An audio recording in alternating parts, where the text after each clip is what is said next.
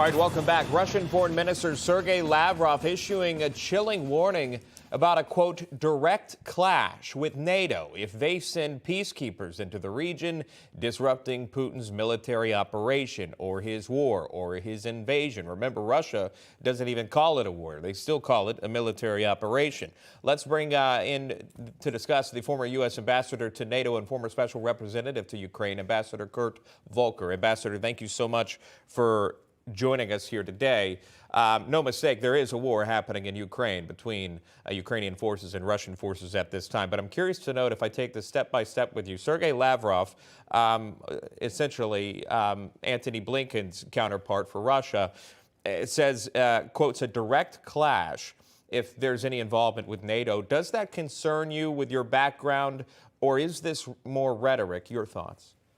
Well, first off, we have to remember that Lavrov is not a decision maker in Russia. Putin is the only guy that matters here. Lavrov is out there to project Russian propaganda, to try to influence things and influence people's thinking. Second, the reason he would say this is because the war is going badly for Russia. They are losing on the ground slowly. They don't have the supplies, the fuel, the food.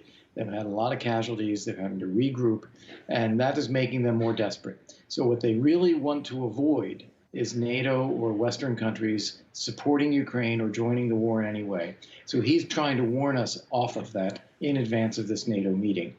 I think what is actually needed here is a warning to Russia to say that don't you turn to nuclear weapons or weapons of mass destruction of any kind, because if you do, you'll get exactly what you don't want, which is us to respond forcefully to such a thing.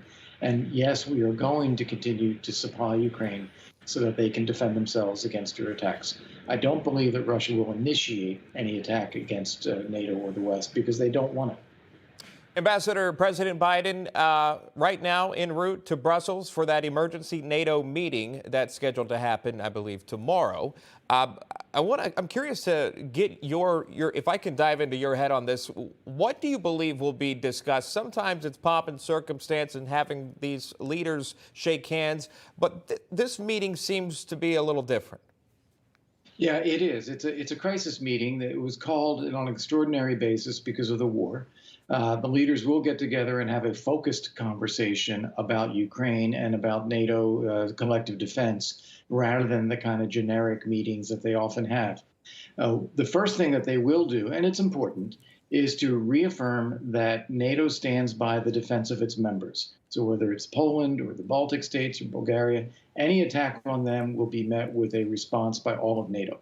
That's a very important signal to send to Russia. It's an important warning, and it is what NATO is all about. So that's good. The risk with this, however, is if they don't say enough about Ukraine. Because if we make that commitment about NATO members and not anything about Ukraine, that's a green light to Putin. That tells him we're not going to help out the Ukrainians enough, and he has a free hand. So we have to make sure that there is also a warning to Putin about Ukraine.